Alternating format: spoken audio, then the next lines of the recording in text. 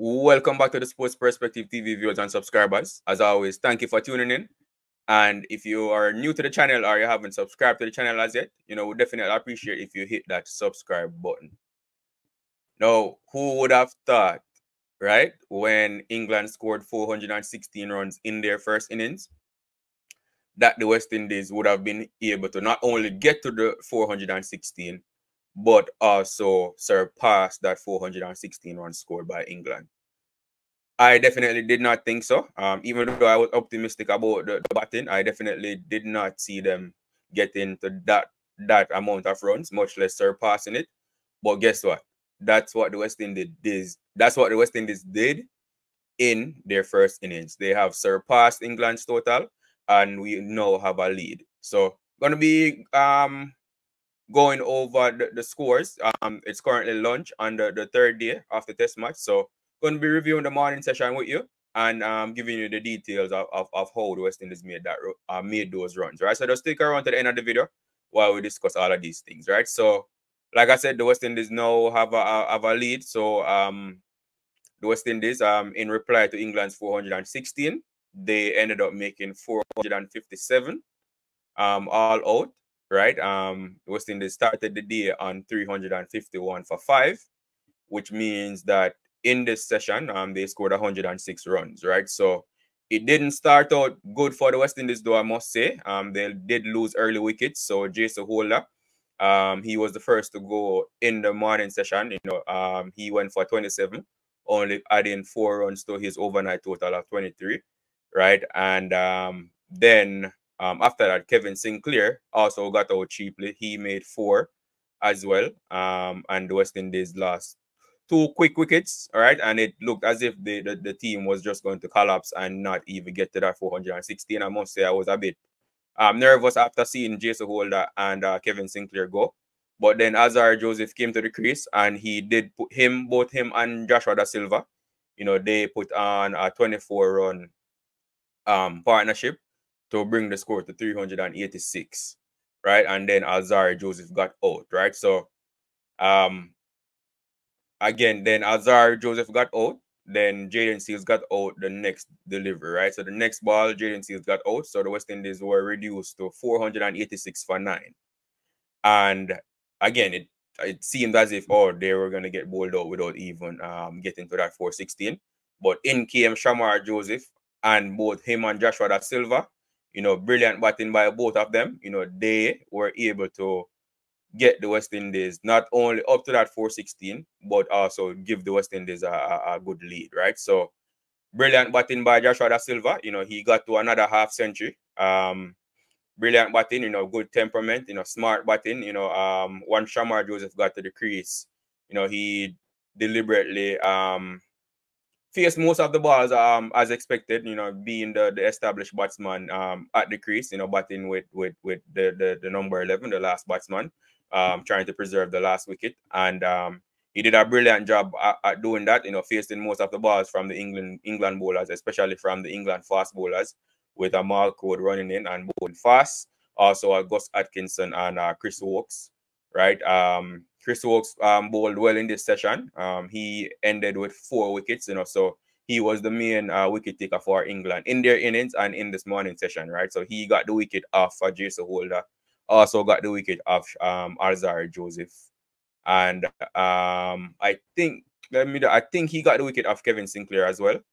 No, Kevin Sinclair was got Atkinson was the one that got the wicket off Kevin Sinclair, but Chris Wokes was bowling well when Shamar Joseph got to the crease. But him and Joshua Da Silva were able to see out Chris Wokes, and then Shamar Joseph took it to the England bowlers, right? So Shamar Joseph, he ended on 33 from 27, smashing boundaries. As you can tell from the score, 33 from 27, that's a very impressive strike rate, right? So he smashed 7 boundaries in that total, right? Hitting a few lofty blows as well, I must say. It was very impressive batting by Shamar Joseph. And Joshua Da Silva, he finished on 82 not out, right? So would have loved if Da Silva, if Joseph had hung around a bit to allow Da Silva to get closer to his 100 or possibly even making 100. But 82 not out is brilliant batting by him. He's also one that's come under heavy criticism for his, I say, lack of run scoring, or is, I say, his inconsistency, right? Because there are times where he bats and score runs and bats well with the lower order, right? But you know, especially after that poor batting performance by the team, you know, looking at the team, you know, people were also saying that Joshua Dasilva should come under scrutiny for his poor batting performance as well. And he stepped up to the plate today and well, yesterday and today, and showed that, you know, he has quality and he adds value to this team, especially batting with the lower order batsmen, or the bowlers, whatever you want to call them. You know, he showed that he's able to bat with them, score runs, you know, preserve one end, and help the team to bat as long as possible, but also score runs while doing so.